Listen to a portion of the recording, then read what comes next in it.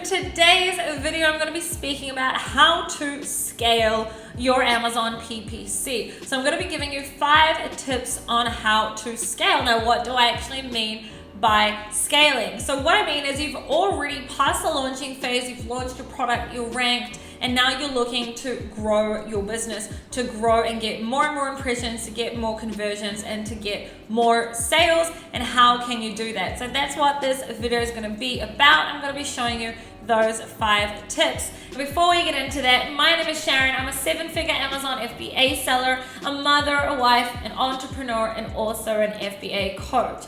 On this channel, I share information on Amazon FBA and on entrepreneurship. Now, if you haven't seen my other PPC videos, I really encourage you to watch them. I have very in-depth videos and tutorials which are very valuable, and it's all free. So it's down here, click below, and make sure to also watch those videos. If you haven't subscribed to the channel yet, please hit that subscribe button now so that it can help me to grow this channel. Like the video if you liked it, and also comment below so that I know what you guys think about this video, any questions you have, anything like that. I promise I will answer below. And without further ado, let's get into my computer.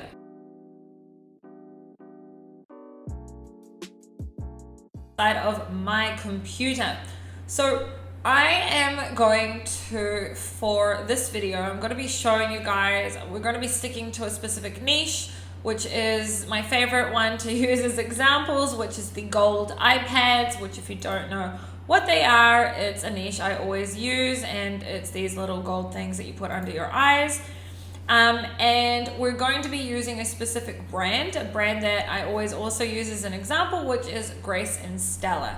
So this isn't necessarily only for people who have built brands, even if you just have one really strong product. I am focusing on products that can obviously compete against other keywords, other ASINs, and are on that level where they're still able to make a lot of sales them. So this is the examples that I'm going to be giving out in this video. So let's get started. Tip number 1, product targeting. So up to now, I have quite a few PPC videos on here. Every single one of them is very valuable. If you haven't watched my product targeting one, that's just product targeting for anyone, new, old, doesn't matter, watch it. I'll put it up here right now. Okay, over here, now it'll come up. You can watch that after this video now, whatever you decide. Okay, but there is a video on how to do product targeting, because this is not a tutorial, but that is more or less a tutorial. So I am personally willing to bid extra and even be unprofitable on certain ASINs in order to have that real estate and be in buyer's face. I'm going to explain that in a second. In saying that, remember, I will be profitable in other campaigns. So what I mean by that is my overall PPC, let's say, is with an ACOS of 15 or 20%, okay? But I may have a few ASINs that will have an ACOS of 100% or 150%. But I'm okay with that because I want to consistently be in that consideration of buyer's decision at the end of the day, okay? So I don't mind losing a little bit on a specific ASIN. It doesn't mean I'm going to be losing overall. I want to show up on every single product page as much as I can. Again, you need to know your niche. Everything's product dependent, okay? So if I have 10 reviews and one of my main competitors has 10,000 reviews and our price point is very similar, most probably I'm not going to be able to steal sales from them, and it doesn't even matter if I show up. So everything needs to be done with, logic, and you need to actually go in and have a look at what other competitors are coming up. And I'll show you guys an example of that in a minute. Let's just move so you can see what it says here. So if a competitor has won the initial click from the search page, it does not mean that they have won the sale. I can get it back from being shown on their page. What I mean by that is when you go to the search page, and let's just do that here so you guys can see it. Okay, if I'm on the search page for gold iPads, okay, and these guys are the best sellers, and they're the first ones that have come up, and a buyer has clicked on them, it doesn't mean I've lost the sale. I just need to know how to target them. So if I go to them over here, because I've already opened that up, okay, you can see, oh wait, I'll just explain to you guys. If I'm going to be following Grace and Stella, which is this brand, okay, and they've got a few different products, and you can see maybe they didn't win the click, but they show up here. Now Grace and Stella really should be targeting more here because they have more than one product, and if they're smart they would have many products here, but it doesn't matter. If they lost the consideration from the search page, it doesn't mean that they've lost the sale. Okay, they can still be considered. Look at all the guys that are coming up here for consideration. And if I scroll down more, there will be more. Where is it? Where is it? First of all, there's also this, compare with similar items, but this is not something that you can do through sponsored ads. And look how many other products. So buyers are consistently being bombarded by more and more and more alternatives. Amazon doesn't want to lose them. Amazon doesn't want them to go off Amazon, and Amazon doesn't necessarily want them to go back. They want to have them consistently see other products. Okay, so this is why it's crucial that you show up here. You just need to know who you can stand up against.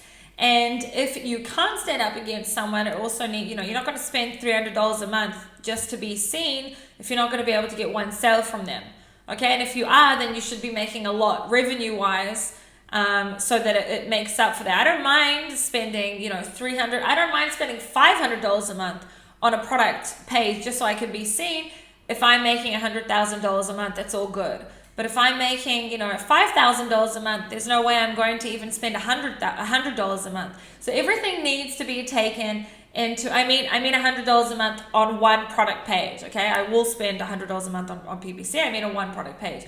Everything that you take from this video, you need to take it to your niche, okay? There is no one right or wrong. So this is what I mean when I say this, okay? So you need to be targeting as many products as you can. That is the best way to scale.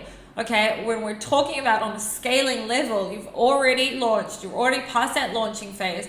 On a scaling level, even if you're ranked, even if it doesn't matter, you need to be showing up as on many product pages as you can.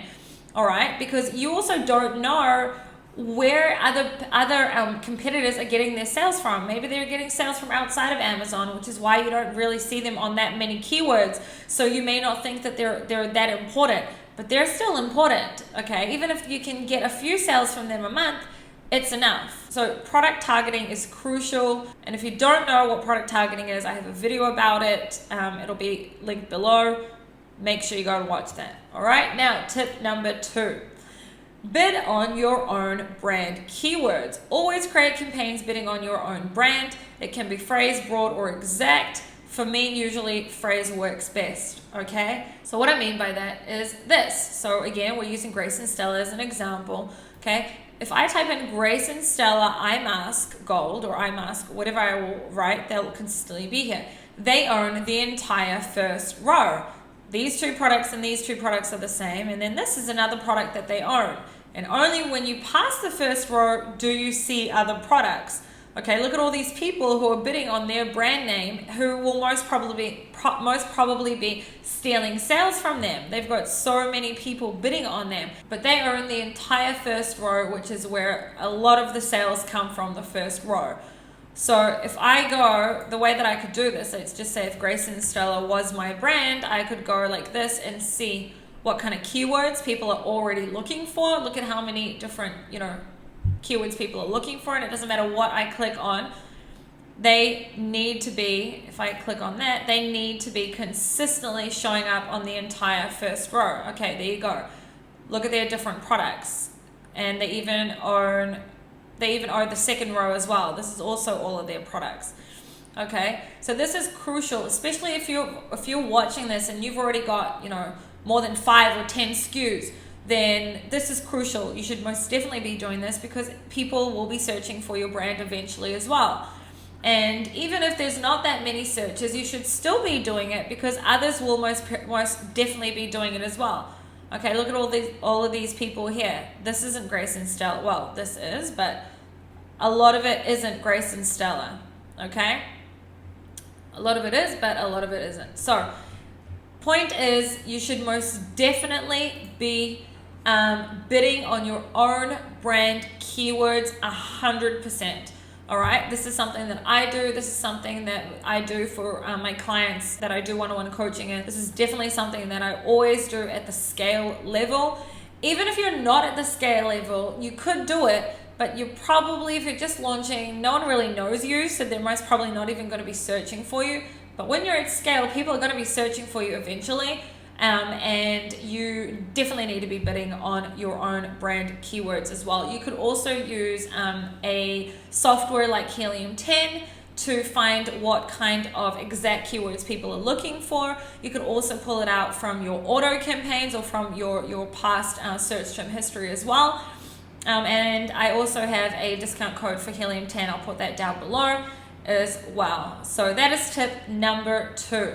Tip number 3, bid on your complementary products. If you have more than one product and they complement each other, bid on your own ASINs so you own more real estate on your product page and have less competitors showing up. Now, let's find an example for what I mean. All right, so here is an example. So this is also a product by Grace and Stella. It's a facial spray mist thing. Okay, it doesn't actually matter right now, but when I scroll down, they are also bidding other complementary products that they own in their catalog on their own pages. So here, this is a Grace and Stella Jade Roller, and this is a Grace and Stella facial brush thing. This is also Grace and Stella over here.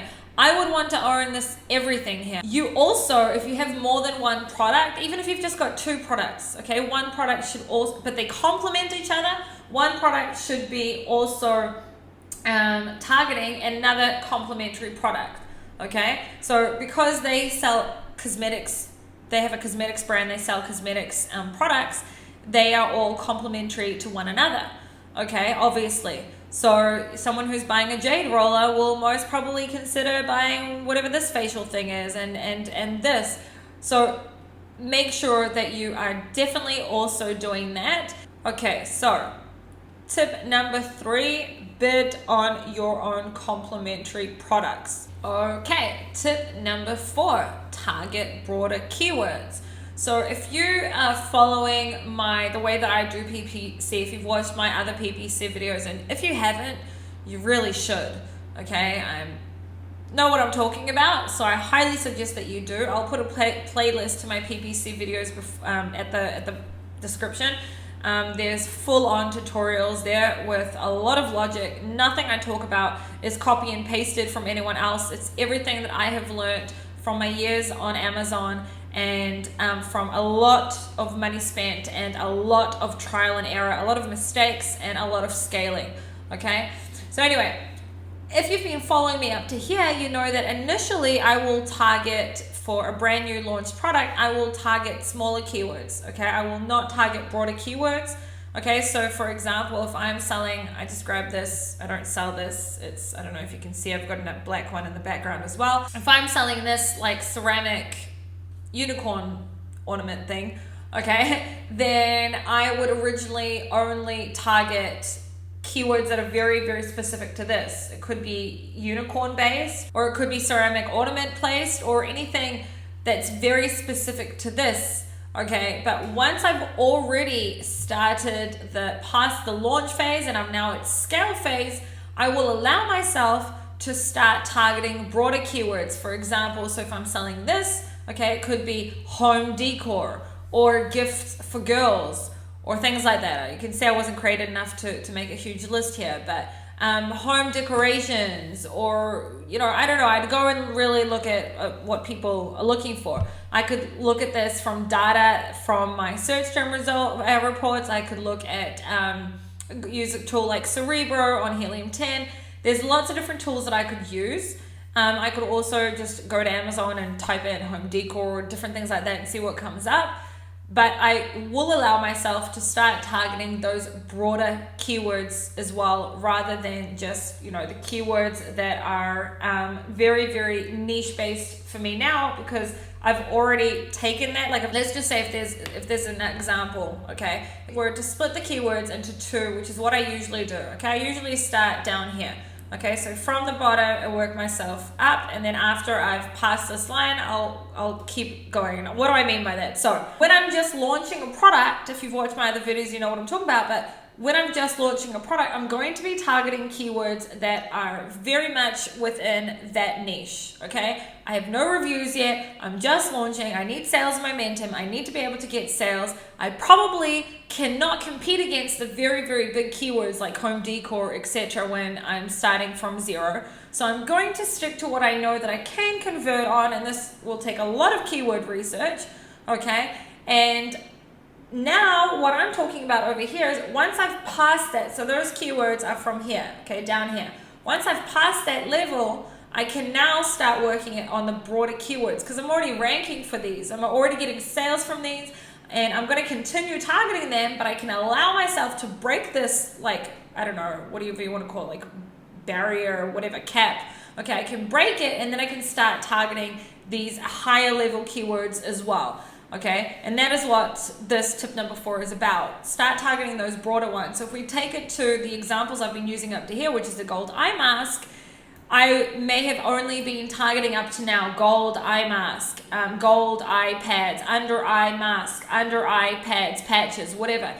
Now that I'm already at that level, okay, I can start looking at anti-aging, which is like a huge keyword. Okay, anti-aging, anti-aging treatment, you know, whatever it may be. So that is tip number 4, to start targeting broader keywords. Let's see if I can give you an example. I'm going to look for something very quickly. Okay, so I went to Amazon and I typed in anti-aging treatment. Okay, it's still bringing it up, but look who comes up. Okay, so those main competitors who were the #1 sellers for the gold eye masks, okay?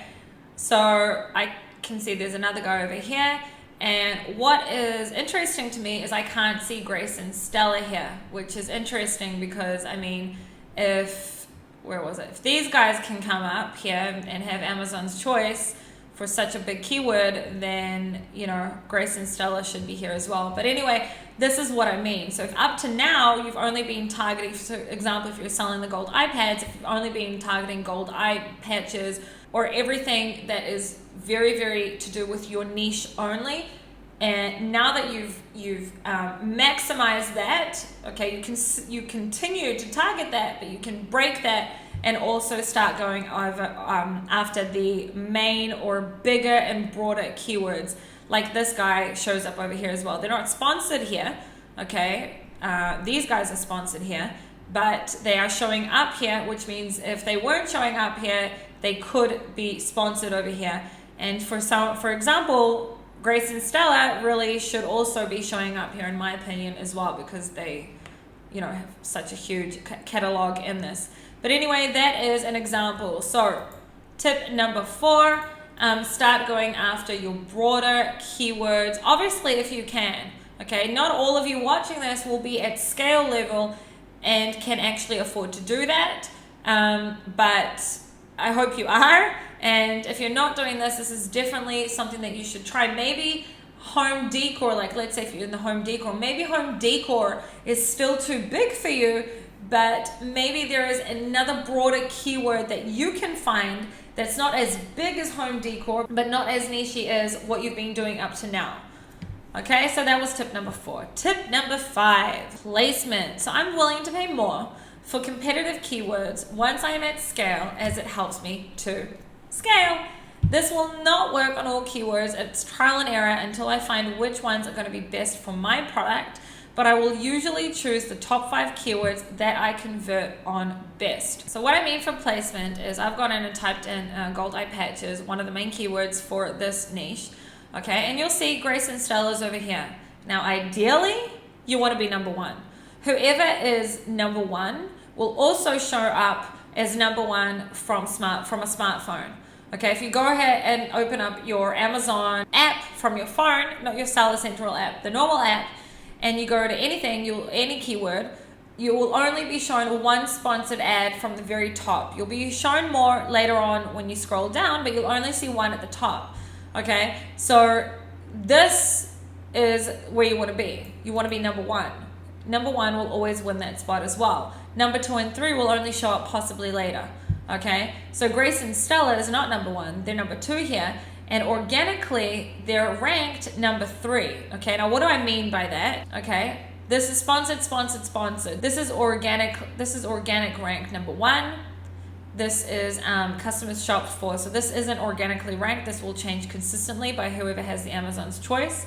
This is organically ranked number 2, and this is organically ranked number 3. So Grace and Stella are organically ranked number 3, but look at how many other products you were shown before you saw them. Okay, because Amazon has put in rows like this, like customers also shop for, and editorial recommendations, etc. So look at how many things they saw, or how many alternative products that were shown before they were able to see this product. So Grace and Stella are willing to pay more money to be shown up over here. Okay, so I'm willing to spend a little bit more money in order to have the top placement. I want to ideally have the number 1 spot. Ideally, that's where I want to be. Okay, so, and I'm not necessarily going to be able to do this on all of the keywords, but I want to choose the keywords that I convert on best. And that is where I want to try and do my very best to be number 1. If you're number 2 and number 3, okay. But remember that whoever's looking from their phone, I'll just show you guys. Okay, so you can see that I have typed in gold eye patches at the top, and you can see that this is the same sponsored ad as was on the computer, is also showing up as number 1 on my phone. And when I scroll through, okay, I only see Grace and Stella over here. I had to go through 1, 2, 3, 4, 5, 6, 7, 8 products until I saw Grace and Stella. Okay, so you can see that from my phone, I saw these guys. I didn't see the number 2 and number 3 because that will only show up on a computer. Okay, remember that on a phone, you will only see the number 1 spot. So ideally, placement-wise, you want to be number 1. Okay, so I'm willing to spend more money in order to be on that number 1 spot on the keywords that I'm converting on best. All right, so that was tip number 5. All right, so tip number 6 is just a free tip from me. Something that I think is important that a lot of people don't do, which you should do, is don't track your advertising cost of sales. So don't track your ACoS, okay? You want to track your total cost of sales. All right, so what I mean by that is, and I explain it here, it's normal to have 10% of your sales go towards your advertising. So if I spent 10K on advertising, but I made $100,000 in sales, okay, that 10K helped me to get to that $10,000. Okay, you can't forget that. It goes hand in hand. So I don't care necessarily just about my ACoS. I care about my total cost of sales, because remember that any money that you're putting towards your advertising is an investment. You're investing into your company, into your product consistently being seen, because it's going to help you to scale. It's going to help you to own more real estate on Amazon, which is going to help you to have more sales velocity, and it's going to help you rank, and then you're going to get more and more organic sales. But you need that advertising to push that. Okay, so don't just look at your advertising cost of sales, make sure that you look at your total cost of sales. So I hope that this video was able to bring you guys value. I didn't talk here about brand registered, so people who are brand registered, I will be making some more videos for you. I didn't talk here about that. But it was just going to make this video too long. I was going to talk about it, but it's too long, so we'll make a separate video about that. I hope you guys liked the video. If you did, please give it a thumbs up. If you haven't subscribed yet, please subscribe. It really helps me to grow this channel. Comment below so that I can see what you guys have to say about the video. If you have any questions, ask. I promise I'll answer everyone. And don't forget to also hit that notification bell so you know when I bring out more videos. So if you are not in my Facebook group, I have an amazing Amazon FBA Facebook group, and I totally invite you to join. I will put a link for it down here. Make sure to join. I also do one-on-one coaching where I do things like I spoke about in this video, and I'll put a link for my coaching site below as well. Thank you guys for watching, and I'll see you in the next video.